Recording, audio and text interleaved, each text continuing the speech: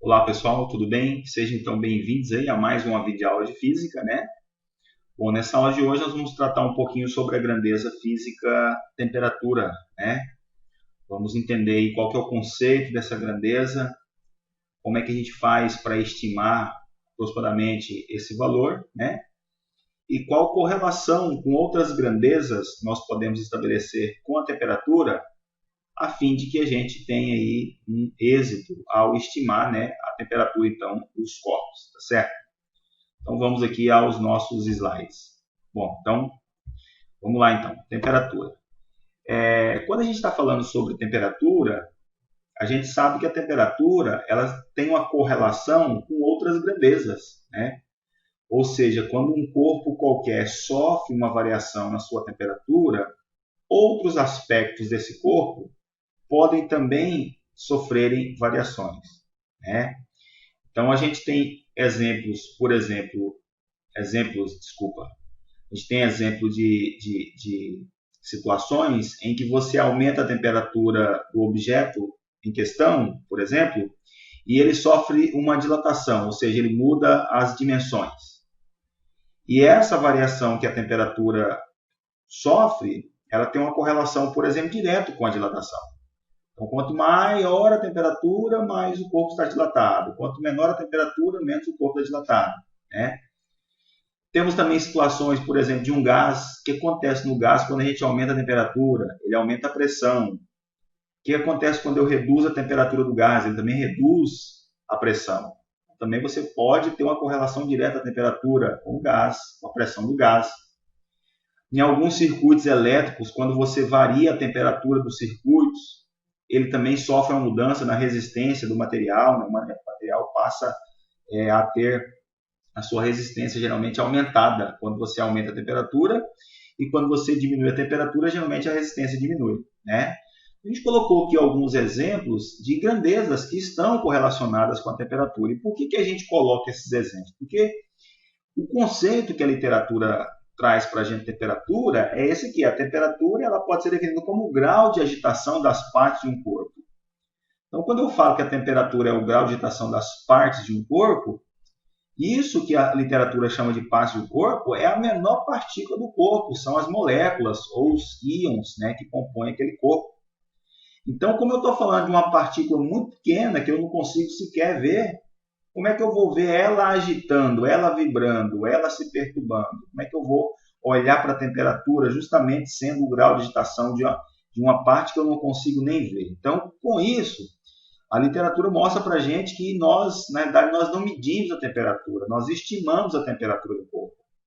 E essa estimativa da temperatura, ela se dá justamente quando a gente observa outras grandezas que se correlacionam com a temperatura e que eu posso, de uma maneira mais simplificada, mais fácil, medir essas outras grandezas. Então, a partir das outras grandezas, por exemplo, é que eu encontro o valor de temperatura do corpo. Então, assim, eu coloquei aqui 3 situações hipotéticas, né? Um corpo A, B e C. Vamos imaginar que A seja essa pequena parte aqui, sei lá, vamos supor que isso aqui seja um átomo, né? Uma molécula. O B é a mesma coisa, o C é a mesma coisa. Então, ó, o A está mais agitado do que os 3. O segundo mais agitado seria o C e o menos agitado é o B. Então, por uma questão de conceito, de temperatura, né, eu teria essa equação aqui, né? A temperatura do A é maior que do C, que é maior que do B, né? Bom, mas como é que eu faço, então, para medir essa temperatura? Ó, nós temos aqui também algumas concepções que vão nos ajudar a entender essa temperatura. Uma primeira aqui muito importante é a lei zero, chamada lei zero da termodinâmica, né? O que essa lei zero, na realidade, diz? Ela fala o seguinte: imagine que eu tenho um sistema que é composto de 3 outros microsistemas. Um sistema macro que é composto de 3 outros, A, B e C. E vamos imaginar que haja um equilíbrio térmico entre A e C, certo? E haja um equilíbrio térmico entre B e C. Equilíbrio térmico é quando há a mesma temperatura. Então, se A está em equilíbrio térmico com C e B também está em equilíbrio térmico com C, o que eu posso dizer? Que A também está em equilíbrio térmico com B. Essa aí, na verdade, é a lei zero da termodinâmica, né? Então, quando C está em equilíbrio térmico ao mesmo tempo com A e com B, eu posso dizer que A e B também está em equilíbrio térmico. Então, é uma lei básica aqui da termodinâmica chamada de lei zero. Ok? Tranquilo, né? É bem lógica ela, bem indutiva. Bom, aí eu coloquei para vocês verem aqui que interessante alguns tipos de termômetro, porque a partir da concepção que nós temos do termômetro aqui, a gente vai entender que, na verdade, a gente não mede a temperatura, a gente estima a temperatura, o que a gente mede, na verdade, é outras coisas. Então, olha que interessante, tem um termômetro aqui que é chamado termômetro de lâmina bimetálica. Como que é esse termômetro? Ó, você pega aqui duas lâminas bimetálicas, ou seja, de metais diferentes, olha, elas têm aqui comprimentos iguais, né? Dimensões iguais, temperaturas iniciais iguais. O que acontece? Quando eu aqueço, tem uma que dilata mais do que a outra. Como elas estão grudadas, o que vai acontecer com a lâmina? Ela vai começar a encurvar. Então, essa curvatura aqui ó, vai se dar em função da temperatura que ambas vão atingindo. Então, olha para você ver, baseado nisso, a gente constrói aqui então um relógio, né? Tem uma estimativa da temperatura, observando na verdade a dilatação. E aqui dentro do reloginho, como vocês podem perceber, ó, existe aqui uma lâmina bimetálica, né? Então, na verdade, o que está acontecendo aqui é a dilatação, né? Que se dá por conta do aumento da temperatura, o corpo foi aquecido. Então, na verdade, eu estou medindo a dilatação. E, indiretamente, também eu posso medir a temperatura, né? Tem aqui um outro dispositivo que também permite a gente medir a temperatura, que são aqui os termistores, né? Ou os resistores térmicos. O que acontece? Esses aqui são dispositivos que mudam a resistência quando eles estão sofrendo mudança de temperatura. Então, como a resistência a gente consegue simplesmente calcular ela com o auxílio aí de um multímetro, né, medindo aí a amperagem e a voltagem, usando a primeira lei de Ohm, a gente consegue então calcular nesse dispositivo a resistência. E como tem uma correlação da resistência com a temperatura, a gente faz uma estimativa. Aumentou a resistência em algum valor, a temperatura também aumentou na mesma proporção. Então, o que na realidade nós estamos medindo? Nós estamos medindo a resistência do dispositivo que está variando quando a temperatura muda. E aí, indiretamente, eu consigo então chegar numa estimativa da temperatura.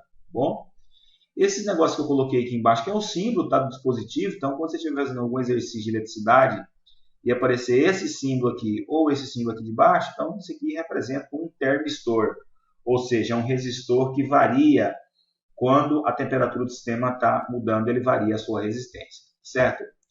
Olha aqui um outro termômetro muito comum, ó, ainda mais em dias de pandemia, o termômetro de infravermelho. O que o termômetro de infravermelho mede? Ele mede, na realidade, o comprimento de onda, né, da radiação que é emitida pelo corpo que você deseja saber a temperatura. Então, todo o corpo ele emite onda eletromagnética, né? E quando as ondas têm umas frequências aí abaixo do vermelho, a gente chama essa radiação de infravermelho ou ondas termais. Essa expressão que eu coloquei aqui é chamada lei de Wien, né? Então, o produto lambda-T é um produto constante, onde o lambda é o comprimento de onda da radiação emitida pelo corpo e o T é a temperatura do corpo em questão. Então, se eu medir o comprimento de onda que o corpo emite, eu posso chegar nele pela temperatura. Aí você joga nessa equação e consegue encontrar então a temperatura. Então, é outra maneira também de você encontrar a temperatura de um corpo, né, que é medindo aí a radiação que ele emite, certo? Então, como vocês podem ver, a gente na verdade está medindo outras coisas e através dessas outras coisas estamos chegando, né, na temperatura. Olha aqui um termômetro muito comum aí de uso no passado, hoje a gente quase não vê mais, que é o termômetro clínico de mercúrio. Esse termômetro ele era constituído de vidro, assim, ó, vidro.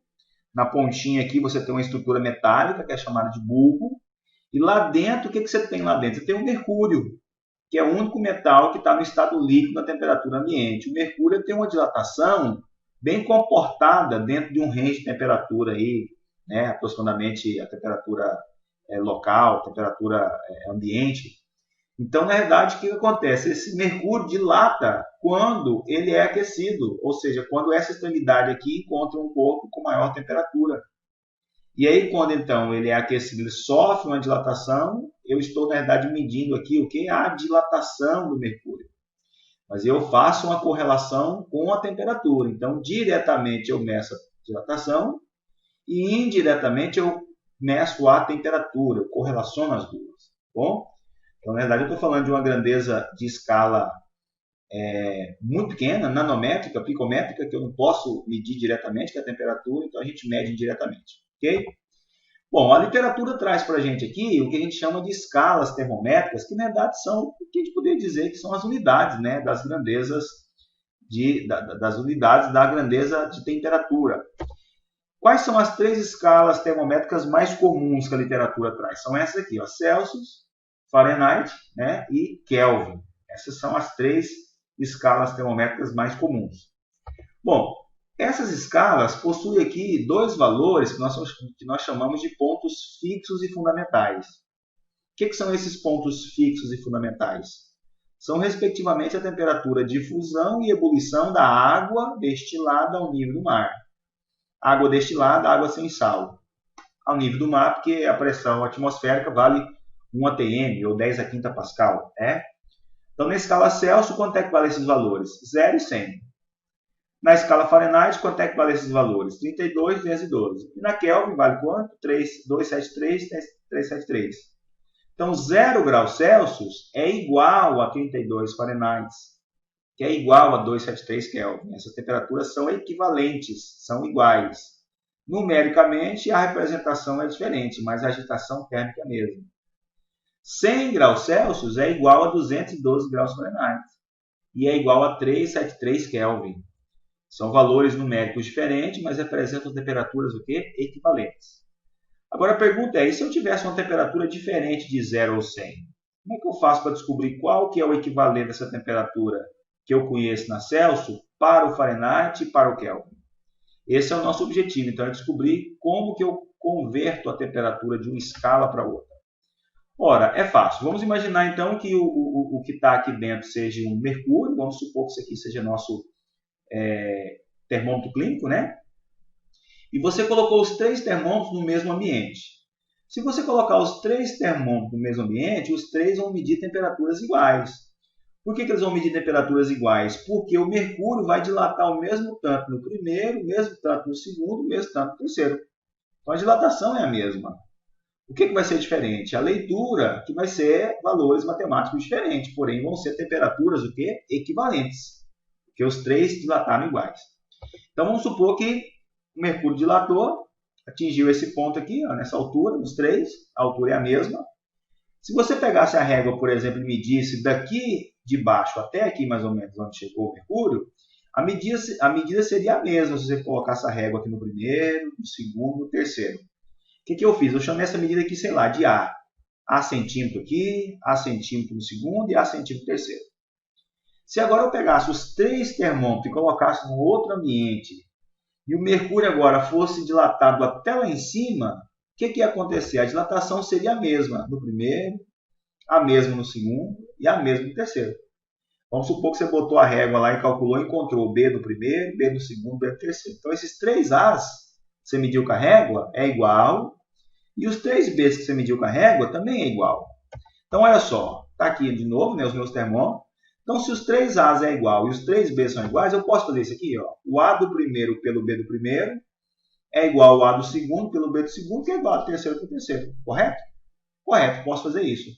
Agora, quanto que vale o A e o B dos 3 se eu não quiser mais agora usar a régua como medida, mas se eu quiser usar os valores que estão impressos aqui em cada termômetro de temperatura? Ó, o A não é exatamente esse pedaço aqui. Ó.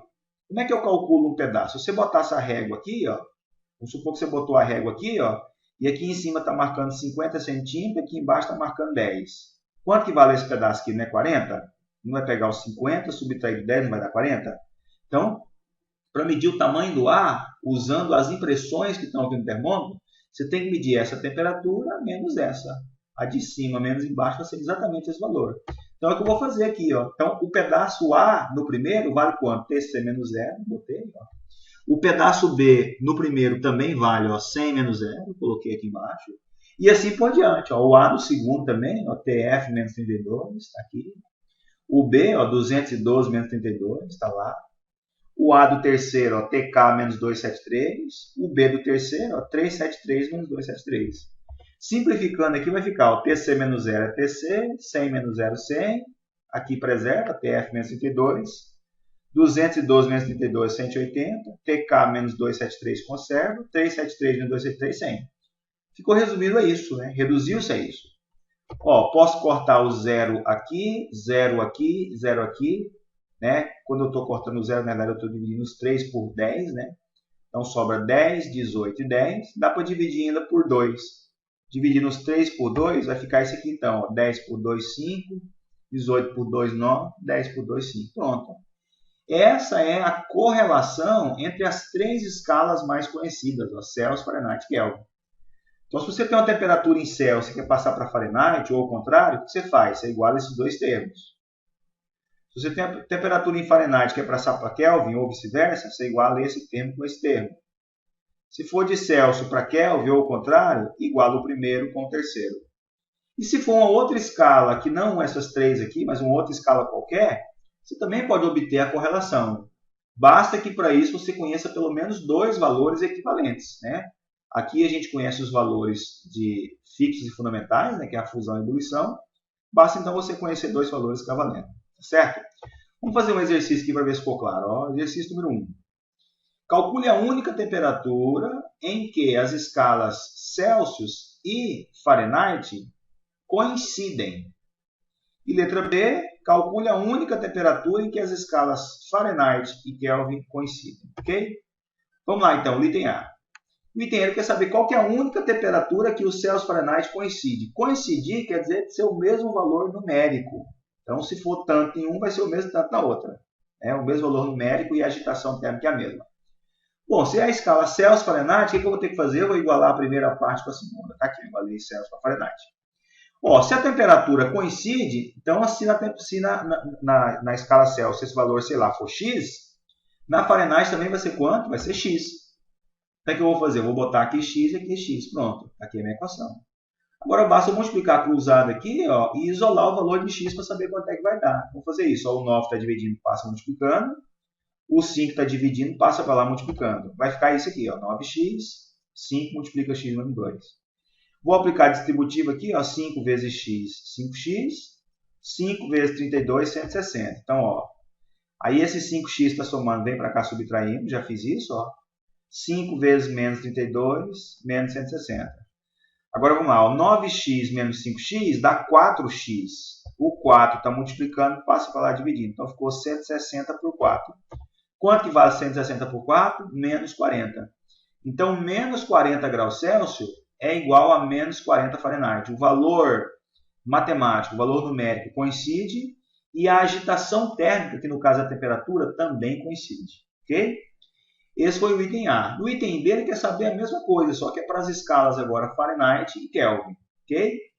Então vamos lá. Ó. Então, o item B, como é Fahrenheit e Kelvin, eu vou igualar então a segunda com a terceira parte da equação. Então, de novo, se na escala Fahrenheit o valor for x, na Kelvin também vai ser quanto? X. Vai ser o mesmo valor. Então, eu vou substituir lá, ó, tirei TF, botei x, tirei TK e botei x. Multiplica cruzado, passa o 5 para lá e o 9 para lá. Vai ficar isso aqui então, ó, 5 multiplica x menos 32, 9 multiplica x menos 2, 37. Então, ficou 5 vezes x, 5x, 5 vezes menos 32, 160, 9x, 9 menos 273, 2.457. Agora eu vou fazer o seguinte, o 9x passa para lá subtraindo, e esse aqui passa para cá somando. Olha o que vai ficar.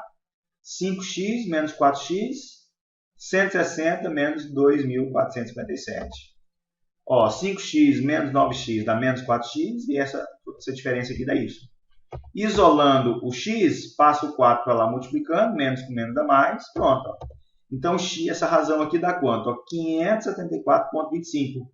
Então, é 574,25 Fahrenheit, 574,25 Kelvin. Ok? Esse foi, então, aí a nossa aula teórica, né, o nosso exercício.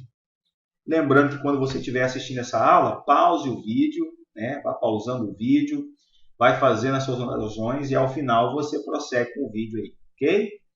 Agradeço a oportunidade, abraço, até a próxima. Se você não se inscreveu no nosso canal ainda, se inscreva aí, gostando, dá um like. Ok? Valeu, gente. Até a próxima.